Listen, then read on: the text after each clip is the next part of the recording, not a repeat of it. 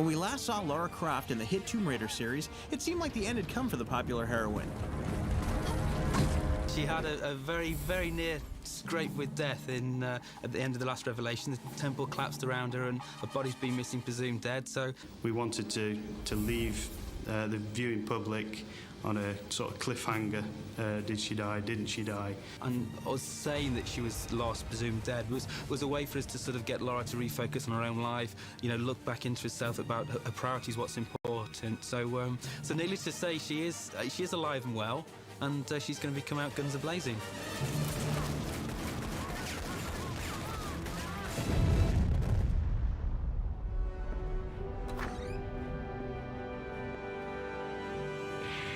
Lara returns in Tomb Raider, the Angel of Darkness, which continues from the end of the last Tomb Raider game. But we've just started off as Lara's been taken to Paris. She got called from Von Croy, and she finds him dead. And she's suddenly framed for his murder. And she's on the run from the French police, and it's a whole new scenario instead of the usual Tomb Raider-y thing. And very soon, everything that's been there for Lara, being famous, you know, people recognising her, being this face around the world, it all works against her because suddenly everybody wants to catch her. She's trying to go through and investigate who actually did kill Von Croy. That sort of leads her into a much deeper storyline. It's not just a crazed psychopath, it's a 15th century alchemist who's doing these ritual killings to rule the world. And she's got to clear her name by destroying him.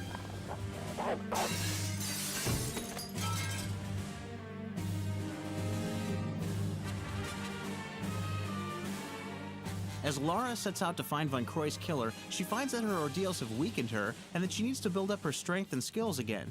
She was really weakened at the tomb in Egypt. So it's the story of her sort of returning as a character, giving her the abilities that she once had and then lost. We shall have an ability to improve her upper body strength or lower body strength. So as the game progresses, you'll find that she can perform longer jumps, or she can hang on to monkey swings longer and go over parts that she couldn't have done previously. The Lara that you play potentially will be a different Lara to my Lara. I may be able to run a little bit faster with Lara, and I can get through that door that's always shutting, whereas you haven't quite honed those skills and can't get through that door, but you might be able to climb better than me, so you can go around that corner and drop down the courtyard that I can't get to. We've also added more moves. She can do proper stealth moves now. She's got a lot of hand-to-hand combat in there, punching, kicking. She can sneak around corners. She can take enemies out and then sort of hide again.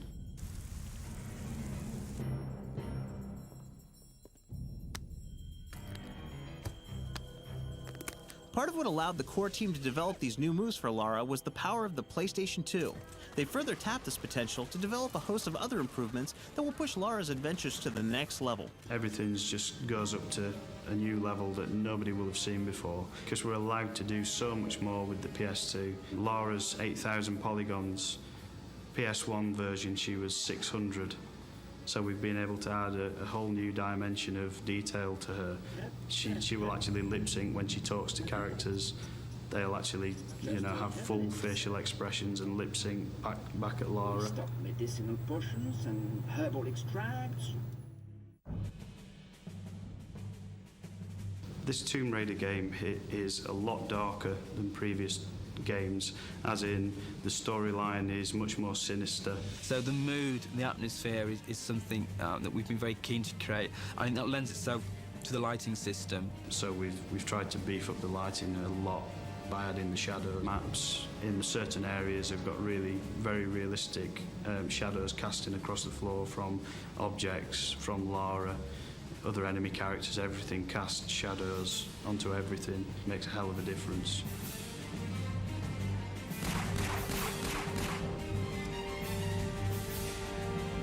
As Lara struggles to determine what's happened to Von Croy, she runs into a new character in the Tomb Raider series, a character who's an integral part of the game. His name is Curtis, and he is the coolest character ever. He's a member of an ancient sect of knights called the Lux Veritatis. They've sort of got paranormal powers, and basically he's a demon hunter. We wanted Curtis to be quite a different character to Lara. It's going to be quite an interesting sort of love-hate relationship that they have initially, because Curtis is there in this game and he's always one step ahead of Lara. He's almost like the thorn on her side. He seems to be on his own mission, has his own agenda, but he's always just there one stage ahead of her. so they don't like each other at all, and it's not till later on in the game that they sort of get to work as a team.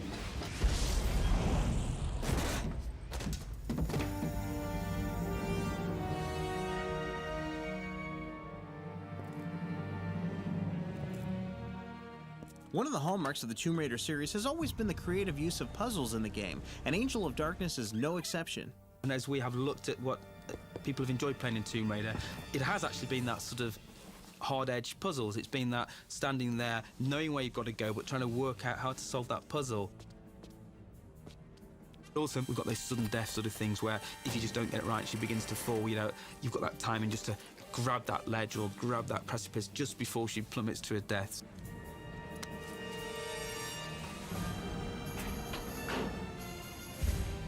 Tomb Raider, the Angel of Darkness, is the first part of a new story for Lara Croft, one that the game's creators have already mapped out. The story within this game doesn't end within this game. And this is very much, you know, the first few chapters of the book, if you like. There's a lot of unanswered questions that we've already planned for future titles.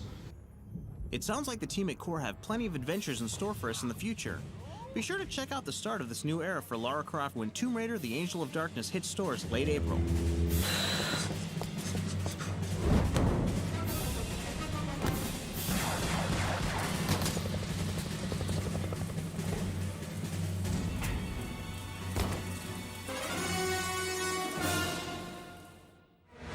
We recently caught up with Lara Croft doing a teleconferenced interview from Paris for our adoring fans at E3. She took time out from her busy schedule to get together with the Underground for a little one-on-one.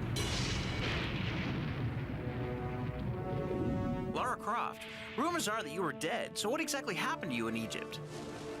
Events were a little hazy.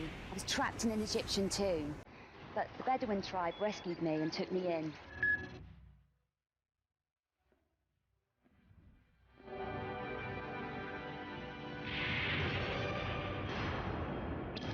Now, is it true that you murdered Werner Von Croy?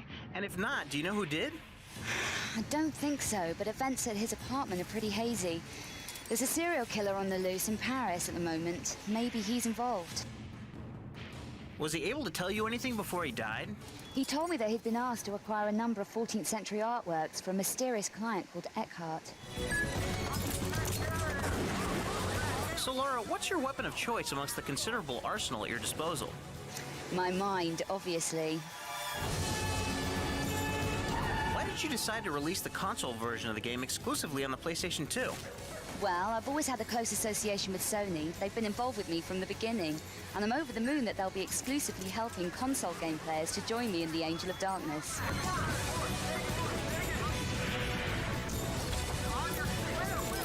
So what did you think of Angelina Jolie's performance in the Tomb Raider movie? I thought she was absolutely fantastic, and what a likeness to myself. Laura, you seem to be sporting a new look. Have you had any work done? Well, yes, I have actually.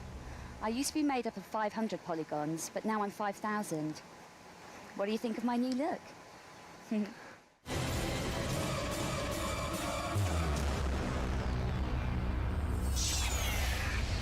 Thank you, Official PlayStation Magazine, for your support. I look forward to seeing all my fans this November.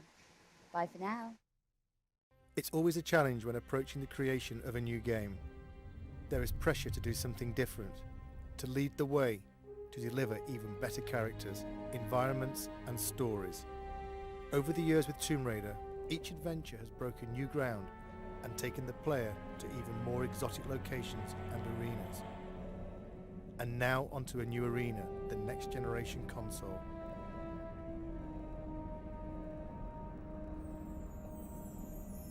Our vision is to take the player somewhere dark, a place they might not necessarily wish to go, but a place that they'll have to venture if they want to bring Lara back.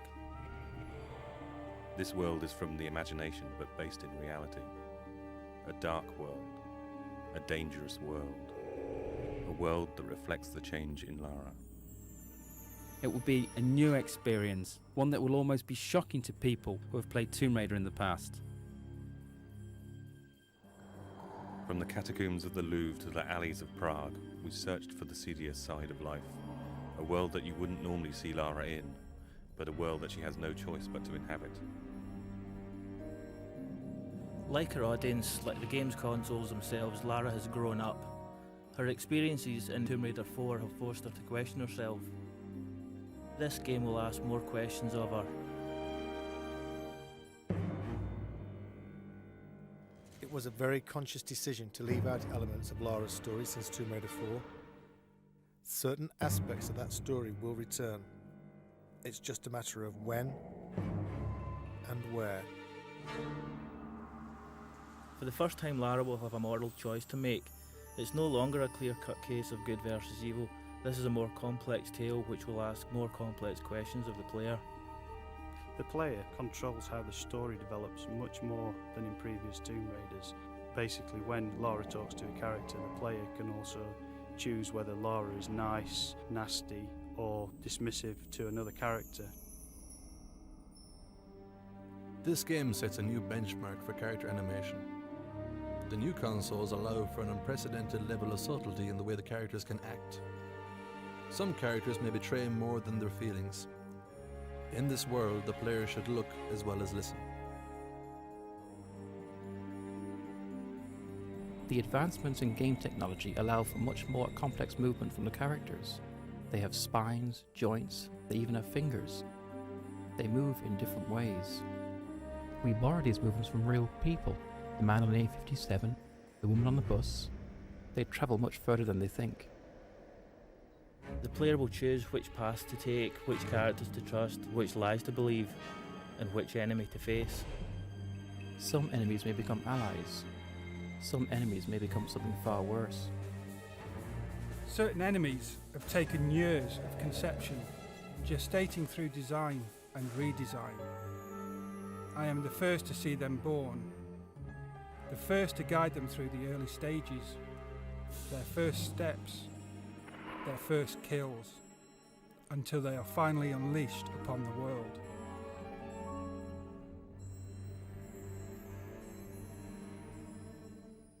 When you walk into this world, you walk into a film. A film with multiple paths and possibilities, but one story drawing you through. This world begins in an act of darkness.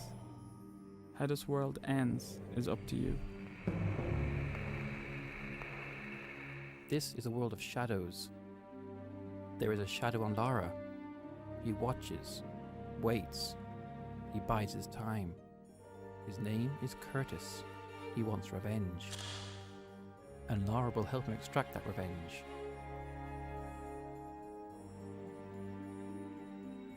For the first time, there is another playable character in Tomb Raider. A character whose abilities combine the supernatural with the superhuman. He has a different approach to Lara, less subtle perhaps, but still effective against certain opponents.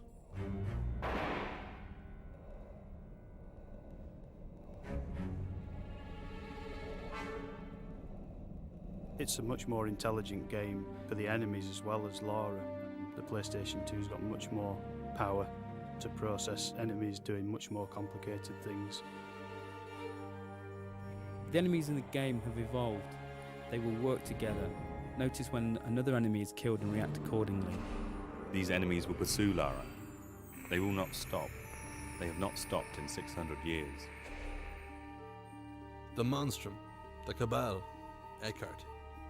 An unholy trinity guided by an unspeakable force.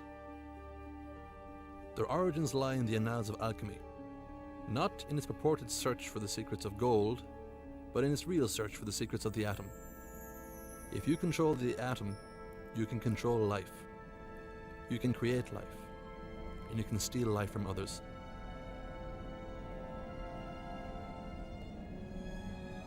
This story is very much on an epic scale, from 14th century alchemists to serial killers in modern day France. To create something on this scale, it was necessary to take the ideas and production values from the film industry, in the way they research the subjects, the backstory they create for their characters, and the depth of the visuals. This level of production requires a total consistency of purpose. Every aspect of the game has to be in keeping with the overall concept. Every person working on the game knows that they are working on an epic, and everything they do has to reflect that, from concept to completion. For the music to match the scale of the production, we decided to use the same process that major film studios use. In this case, the London Symphony Orchestra.